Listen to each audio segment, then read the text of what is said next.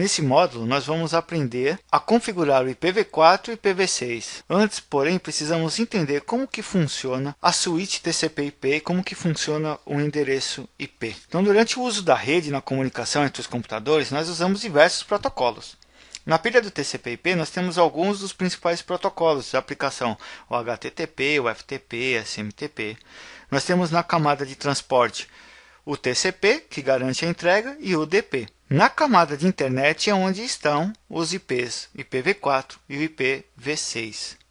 Depois nós temos a interface de rede, que nós temos o Ethernet, Token Ring, Frame Relay, o ATM.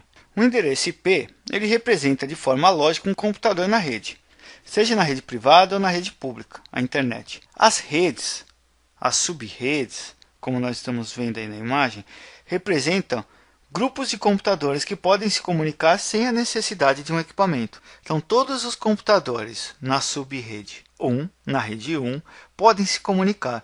Já para se comunicar da subrede 1 com a subrede 2, que é outra rede lógica do IPv4, há necessidade de termos um equipamento na rede, nesse caso, um roteador para poder fazer a comunicação. O mesmo acontece com a internet. Vamos entender o endereçamento IPv4. O endereço IP ele é composto de 32 bits. Eles podem ser zeros e uns. Esses bits estão divididos em grupos de 8 bits, que nós chamamos de octeto. Como nós temos 32 bits, nós temos então 4 octetos. Toda vez que nós formos trabalhar com cálculos do TCP/IP, nós separamos por octeto para facilitar o entendimento. Existe uma tabela onde nós vamos utilizar o valor de 2, por ser binário, representar cada valor binário pode estar entre 0 e 1. Cada valor binário pode ser 0 e 1.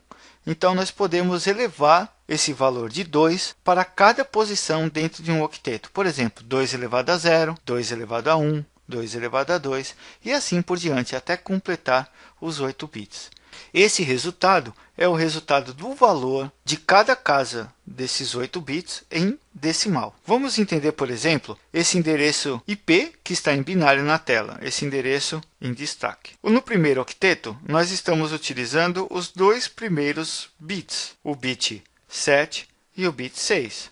Se usarmos a tabela e transformarmos esse valor, os valores que ele representa, 2 elevado a 7, 128, 2 elevado a 6, 64. Esse valor, então, representa 192. E o mesmo vai acontecer, por exemplo, para o segundo octeto, onde nós temos o valor 1010100. Aqui, nós vamos fazer o cálculo, fazer a soma das representações desse endereço IP. 128 mais 32 mais 8 representa 168. O mesmo nós vamos fazer para os octetos seguintes. Como nesse octeto tudo é 0, nós vamos continuar com 0. E no último octeto temos apenas o bit 1 marcado, que ele representa realmente o bit de valor 1 em decimal. No endereçamento IPv4 que nós podemos utilizar na nossa rede privada, ele é separado em classes. E o primeiro octeto define a classe. Vamos notar então que a classe A nós temos um intervalo que vai de 1 até 127. A máscara de rede 255000 e essa classe, a classe A, permite eu ter até 126 redes, mas cada rede pode ter um total de 16.777.214. Muito importante aqui é entendermos que o 127, que faz parte da classe A, ele é um endereço utilizado como loopback. Eu uso ele para testar as configurações IPv4 local. Eu não posso utilizá-lo para fazer configuração nos hosts. Dando sequência, os endereços de classe B vai de 128 até o 91. Ele é o mais equilibrado dos endereços. Eu posso ter um número de hosts de até 65.534 hosts e 16.000 redes. O endereço de classe C vai do 92 até o 223. A sua máscara é 255, 255, 2550. E eu posso ter 2 milhões de rede e 254 hosts em cada rede. Esse é o valor que eu posso ter de computadores dentro de cada uma dessas redes. Muito importante, a máscara de rede da classe A, da classe B e da classe C, que eu represento aqui em binário, ela tem uma notação CIDR. Essa notação CIDR, por exemplo, /8, representa aqui os 8 bits que eu estou utilizando na classe A, os 8 bits da máscara de rede. Não podemos esquecer que o endereço IP e o endereço da máscara de subrede comporta 32 bits. Então, vamos entender o endereço da classe B, 255.255.0.0. Eu tenho todos os bits 1 do primeiro octeto, que se eu somar na tabela anterior, me dá 255. O mesmo acontece no segundo octeto, e o resto é 0, o resto é 0. Se eu contar a quantidade de bits 1, que é a transformação desse valor para binário, eu tenho 16 bits 1. A classe C, eu tenho 24 bits 1, e o resto é 0. Na máscara de rede, os bits 1 representam a rede, e os bits 0 representam hosts. Vamos continuar. Em certas organizações, eu vou precisar fazer um cálculo que nós chamamos de subnetting, que eu vou dividir a minha rede em pequenas subredes. Nós temos aqui, portanto, o endereço IP 192.168.510/22. Esse /22 está representado em 22 bits 1 da máscara de rede, e eu completo com os 32 bits com 0. Lembrando, bits 1 da máscara representa a rede, bit 0 representa hosts. Representam os hosts. Como que os computadores sabem com quais computadores que ele pode se comunicar? Os computadores utilizam o operador lógico, o AND. O AND, ele funciona da seguinte maneira: 1 e 1 é 1, 0 e 1 é 0, 1 e 0 é 0, e 0 e 0 é 0. E o computador, então, ele faz exatamente isso. 1 e 1 é 1, 1 e 1 é 1, 0 e 1 é 0. E assim sucessivamente, ele faz esse cálculo entre o endereço IP e a máscara de rede. O resultado, então, é o ID da rede. Esse é o identificador que garante que os computadores possam se comunicar sem a necessidade de um roteador. Podemos transformar esse valor em decimal, e aqui nós temos o valor de 192, 168, 4 e 0, que é o ID da nossa rede. Você pode ser questionado no exame para saber a quantidade de subredes disponível a partir de tantos bits. Se você tiver, por exemplo, uma questão onde 4 bits foram utilizados para subrede, basta você levar 2 elevado a 4 e você terá a quantidade de subredes disponível a partir desse valor. O mesmo pode acontecer com a quantidade de hosts em cada subrede. Note, por exemplo, esse exemplo. Nós temos agora, ao invés de 8 bits da máscara padrão de classe C, estamos trabalhando com /22. E eu tenho então aqui 8, 9, 10 bits zeros que representam os hosts da nossa rede. Então basta elevar 2 elevado a 10 menos 2 para determinar o número de hosts nessa rede. Esse menos 2 representa o broadcast, que é o endereço de todos os computadores, é o endereço de entrega de informação para todos os hosts da minha rede, e o endereço de rede, que representa o identificador onde todos os computadores podem se comunicar. Por isso que nós tiramos 2 endereços desse cálculo. Portanto, 2 elevado a 10, 1024, menos 2, que é o broadcast e a rede, nós temos 1022 hosts disponíveis nessa rede. Como nós podemos configurar o IPv4? O IPv4 nós podemos fazer a configuração dele manualmente ou através do DHCP. Manualmente nós temos a interface gráfica para fazer a sua configuração, ou através de linha de comando, através do NetShell e do PowerShell. O endereço IPv6. O endereço IPv6 em binário possui 128 bits. Eles estão separados em blocos de 16, agrupado em 16 bits. E cada bloco de 16 bits pode ser convertido para hexadecimal para facilitar a nossa leitura e o uso desses valores que vão representar hosts em um ambiente. Nós podemos simplificar o endereço IP suprimindo os zeros à esquerda. Nós podemos também simplificar um bloco inteiro de zeros apenas por 2 pontos, que é o caso do loopback, que ele é uma sequência de zeros e 1 no final. Então, o nosso endereço de loopback em IPv6 é apenas 2 pontos, 2 pontos, 1. Prefixos IPv6. Mesmo suportando uma grande quantidade de endereços IPs, é necessário fazer algumas separações, e os prefixos fazem esse papel. Por exemplo, o endereço global unicast, que é equivalente ao IPv4 público, um endereço de internet, ele tem o prefixo iniciando com 2 ou 3. Já o link local unicast é equivalente ao APIPA, aquele endereço automático, o Automated Private IP Addressing. O link local unicast, que é equivalente ao APIPA, ele inicia como FE80. O Unique Local Unicast é equivalente ao IPv4 privado, aquele 10.0.0.0, 172.16.00 e 192.68.00. Esse inicia como FD. E os endereços de multicast têm o prefixo FF. Zone ID é um identificador único, ele faz parte do indexador da interface e precisa estar incluído em qualquer comunicação de link local. Então, quando a gente vai lá e dá um ipconfig/all, que a gente vê todas as informações na nossa máquina, a gente vê, por exemplo, os endereços como esse exemplo, FE80, 2 pontos, e no fim nós temos os prefixos, aqui representado um por 3 e outro por 2. Ele é baseado no indexador da interface. IPv4 e IPv6, nós utilizamos o termo nó para dispositivos ou redes que trabalham com um ou com o outro, ou até mesmo com ambos protocolos. Então, por exemplo, um nó IPv6 only suporta apenas o IPv6, é exclusivamente IPv6. Já um nó IPv6/IPv4 é um dispositivo que suporta ambos os protocolos. Um bom exemplo é o Windows Server 2008, Windows Vista ou superiores. Já quando eu me referir ao nó IPv4, eu posso estar me referindo ao IPv4 apenas ou dispositivos IPv6 e IPv4. O mesmo acontece com o IPv6. Então, quando eu falar de nó IPv6, eu posso estar me referindo ao nó que trabalha apenas com IPv6 ou IPv6/IPv4.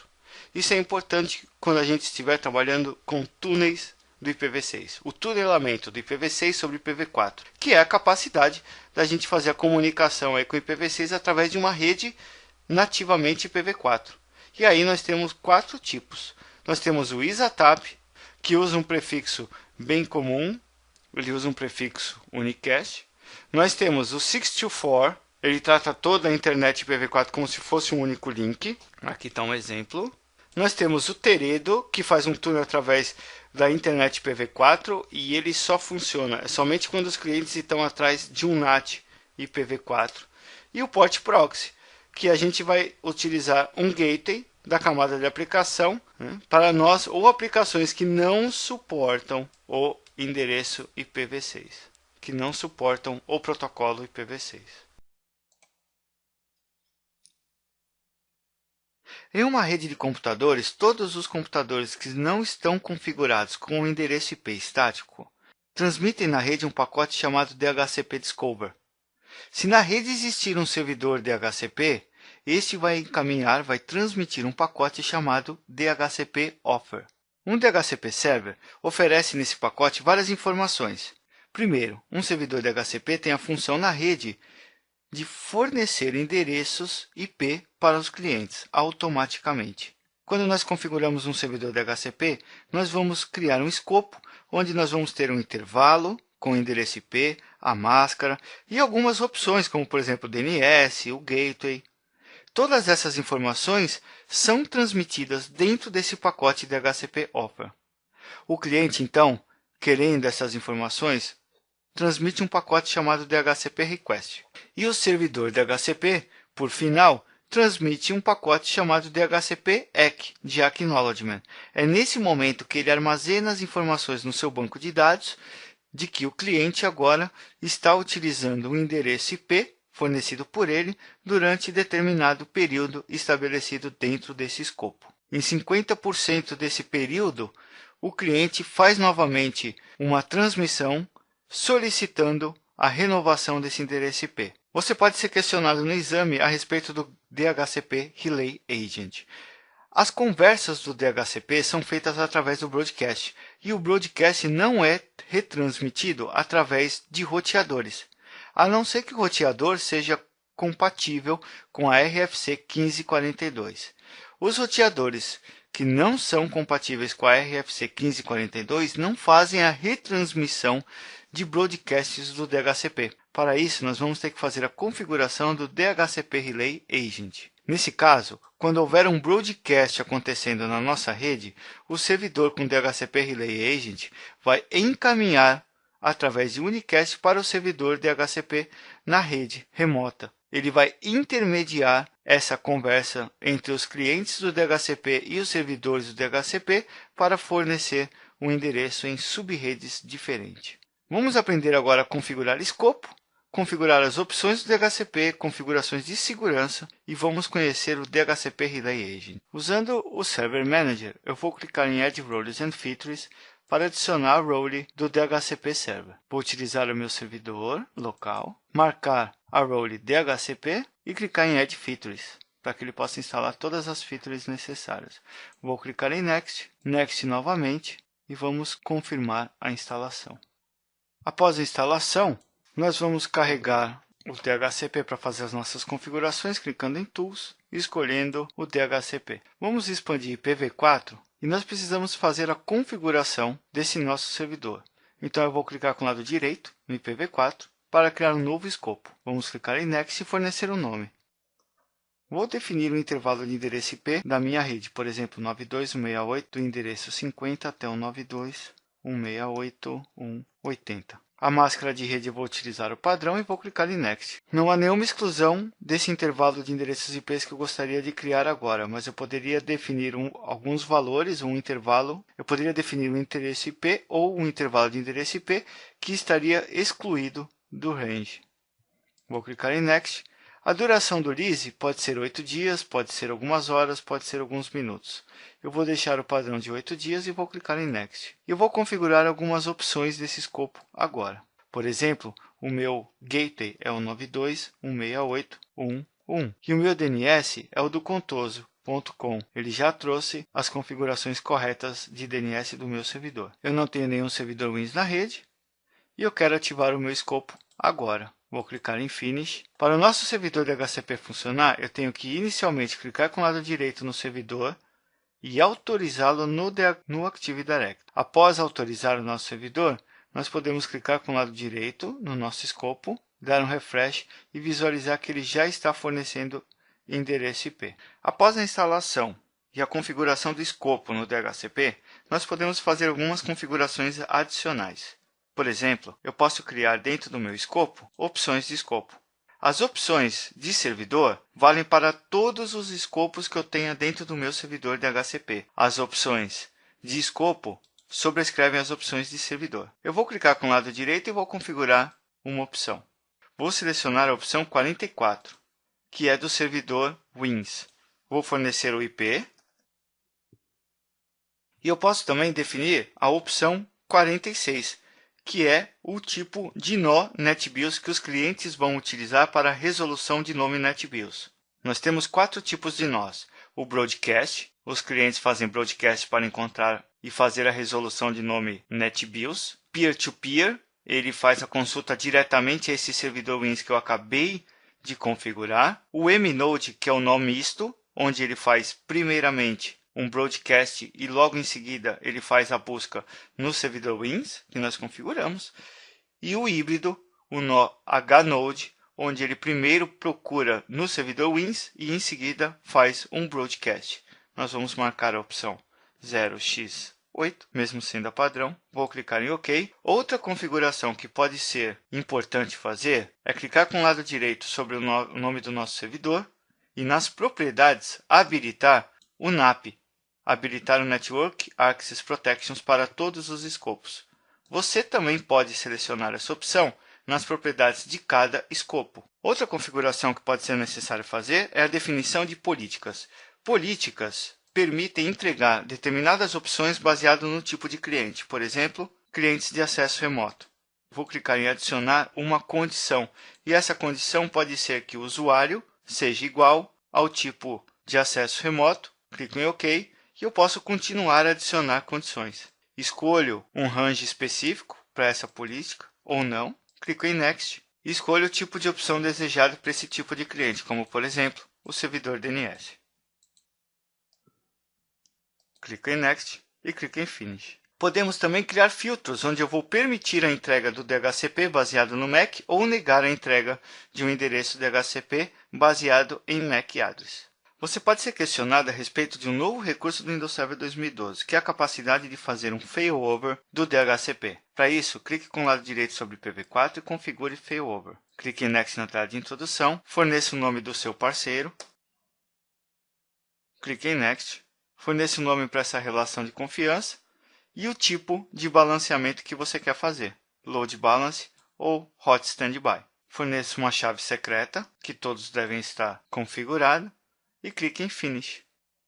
Muito importante na infraestrutura do DHCP é a configuração do DHCP Relay Agent. Para isso, abra o Root Remote Access, expanda o seu protocolo IPv4. Com o lado direito sobre o DHCP Relay Agent, selecione Propriedades e forneça um endereço IP do servidor DHCP da outra rede. Clique em Adicionar e clique em OK.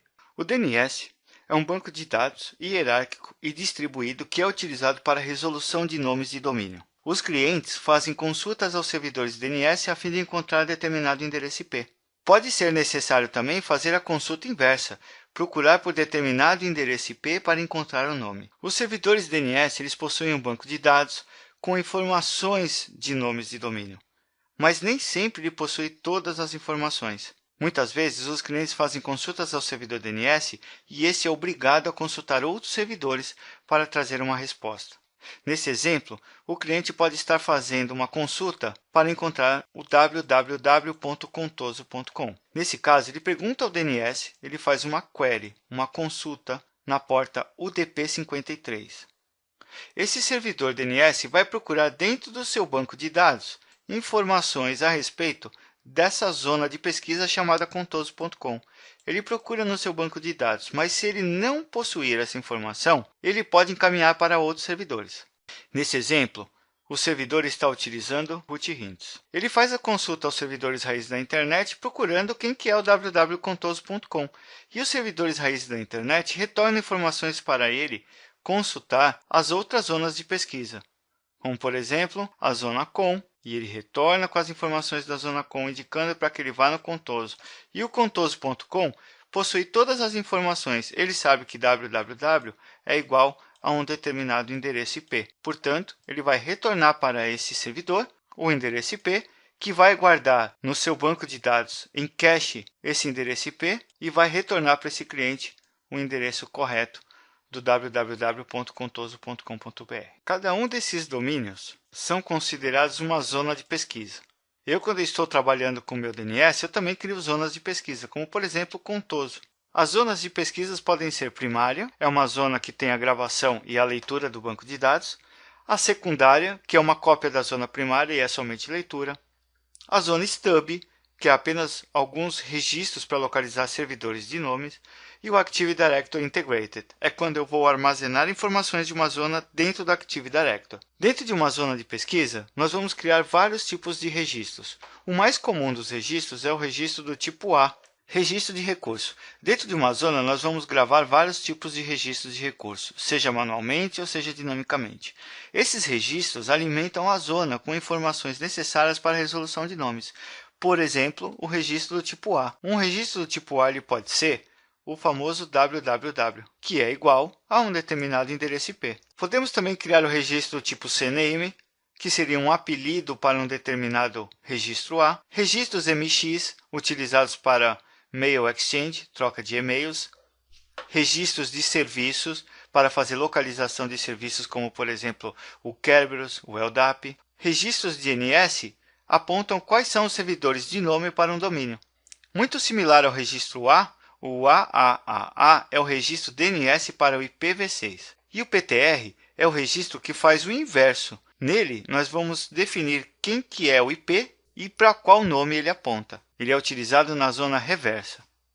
Na nossa rede, pode ser necessário que os clientes façam uma consulta a um servidor DNS local e esse servidor DNS não conheça as informações. Como nós já vimos, podemos configurar um encaminhador. Um encaminhador é um servidor DNS que já conhece informações ou que pode fazer o encaminhamento para outros servidores fora da nossa rede local. Um encaminhador, agiliza bastante as consultas, pois ele vai armazenar em seu banco de dados a cache de todas as consultas realizadas. Vamos conhecer na prática como que funciona o DNS. Usando o DNS Manager, eu vou expandir Forward Lookup Zones, vou clicar na minha zona de pesquisa direta contoso.com e vou criar um novo registro de recurso do tipo A, chamado www. Esse registro terá o seu FQDN, o Fully Qualified Domain Name, www.contoso.com, e eu vou apontar para o endereço IP 192.168.1.254. Vou clicar em adicionar esse host. Nós podemos testar imediatamente se está funcionando esse registro.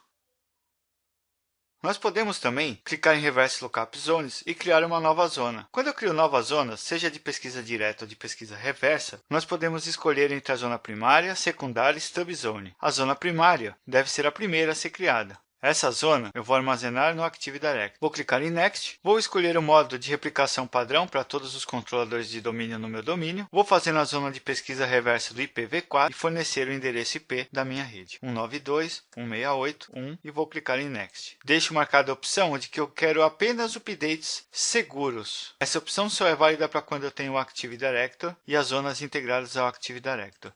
Isso indica que quando os computadores na minha rede fizerem a atualização dinâmica, vão gravar o seu registro de recurso automaticamente na zona de pesquisa direta, contoso.com, e na zona de pesquisa reversa, 192.168.1. Agora, quando eu criar um novo registro de recurso do tipo A, por exemplo, um FTP apontando para 192.168.1.254, eu posso marcar a opção criar um registro, um point record associado, que é um registro para a zona reversa, um PTR.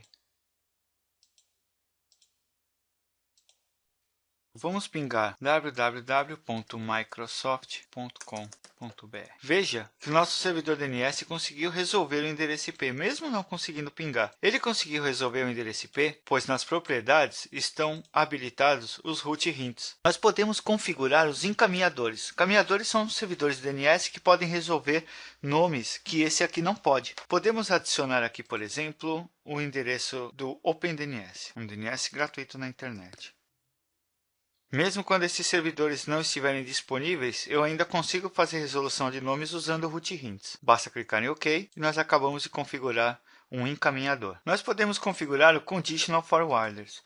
Conditional Forwarder, eu forneço um nome de domínio e coloco exatamente o endereço IP do servidor DNS que pode resolver para essa zona. Encaminhamento condicionado a um nome. Todas as pesquisas baseadas nesse nome serão encaminhadas para o servidor que eu fornecer aqui embaixo. Você pode consultar a cache do DNS no seu computador local, utilizando o comando ipconfig/displaydns, e também você pode consultar a cache visualizando o modo avançado do servidor DNS em Cache Lookups.